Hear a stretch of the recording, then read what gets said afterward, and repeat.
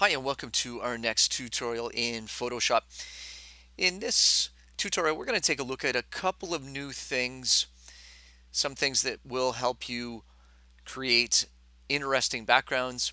So let's start by taking a look at that. Remember, if you're creating a print project, you're going to print something and we want to make sure that we get the right size. You have to go to File, New, Blank File. And when you do that, you get this window pop up here, and we're going to type in the title. I'm going to show you what a gradient is, so I'm just going to name it gradient. Remember, we have to put in the width and height of the paper that we're using. A regular sheet of paper is 8.5 inches. The height is 11 inches. The resolution we can set to 300 pixels per inch. That will give us a really nice high res image. And we're going to put our background color to white. I'm going to click on OK. Before we take a look at those photos, we're going to look at what a gradient is. Gradients can be really useful for different things. One thing they can do is make really neat backgrounds. So when you go over here and click on this tool, this is the gradient tool, and then we go down here and click on this arrow down. There's a whole bunch of different what we call gradients. And if I just click on one to show you what it is, what you can do is when you click on gradient and you've got something that's a white background, I've got a little plus sign up here. I can just click and hold and drag all the way from one corner to another. And when I let go, it gives us a really neat image. We go from one color here, in this case orange, to yellow, and then back to orange again. And this line, when you drag it, actually tells you which way you want the gradient to go. So we could actually go across the page, or we could go from the top to the bottom. So you could go in here and pick any one of these. And again, you can just come in and fill. We can go across like this, make it look like that. So we can get some really neat, interesting backgrounds for our photos. We're actually going to use gradients in the activity, but not exactly with those colors. And we're going to talk about that in a minute. What we're going to do is looking at these two photos here. I've got one photo here. When I go to the photo bin, click down here, I've got another photo down here. So I've got these two photos, and what we're going to do is we are going to create a composite. In other words, we're actually going to mix two photos together into one, and it can create a really interesting result when you do that. Now, when you're choosing your two pictures, very important that you pick two pictures that typically have the same theme. In this case here, these are both taken in Alberta, in a small town. In this case here, these two are on a tractor. And in this case here, we're just by an old grain elevator. So we've got the same theme. Notice they've been taken at roughly the same time, so the colors are pretty much the same, the sky's the same, and their clothing is the same. So you always want to pick two photos where you have some consistencies in colors and theme when you do this type of composite.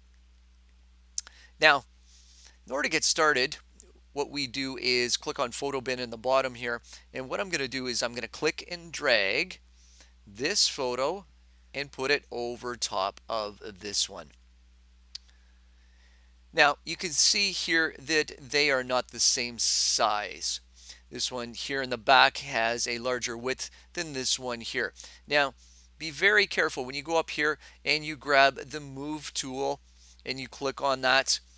Anytime you're using the move tool, we never want to go over to the side here and pull on the side of a picture or pull at the top, because what you're going to do is you're going to stretch it out. If we have people in that picture, you're going to stretch out their faces and make them look too skinny or too fat.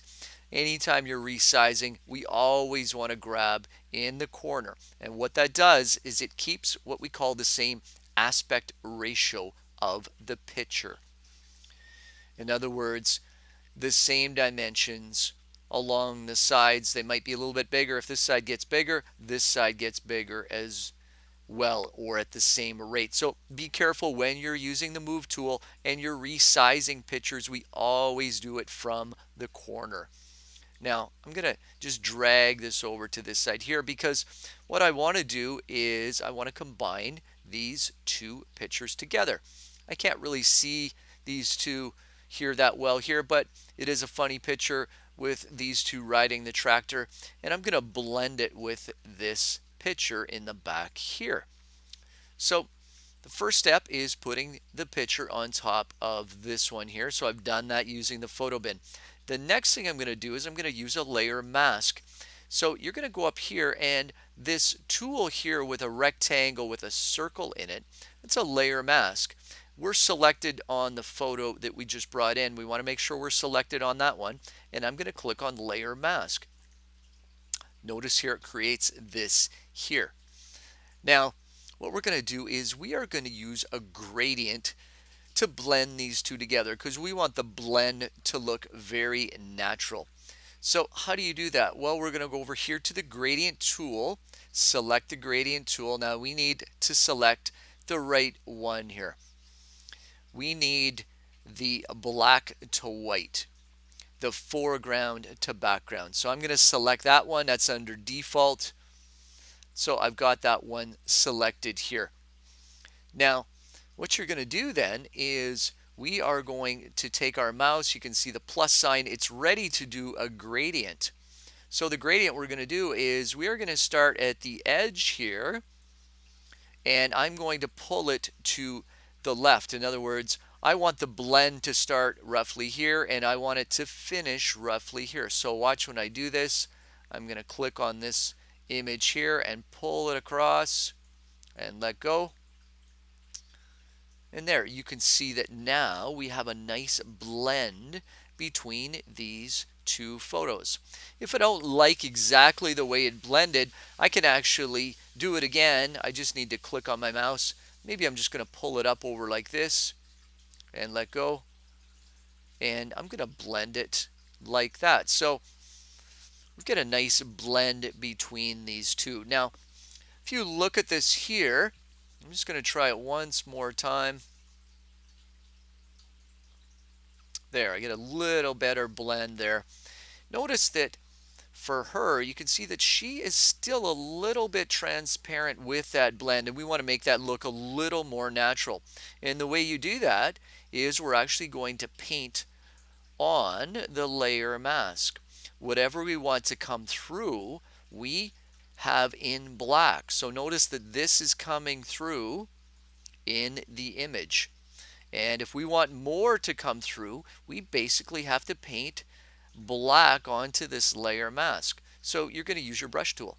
You're going to go over here, select the brush. You're going to make sure that this is selected as the foreground. We need black in the foreground because we are going to paint black on top of this white. And you'll actually see it change as we're painting. So if you bring it back over here, we're going to set the opacity to maybe around 75%. My brush size is right. And what I'm going to do is just paint her in using the layer mask. And so I can see her a little bit more naturally. Now you can see there's still a bit there. I'm going to boost up my strength, my opacity. And I'm going to paint her in like so. And there we get something like that. I'm going to bring my opacity back. You can see that the grain elevator in the back here got caught with that blend. So I'm going to bring that out a little bit more here. So I want to see that grain elevator in the back. So I might have overdone it a bit. I'm just going to go Control Z. I'm going to bring down my opacity. I was a little bit too strong there.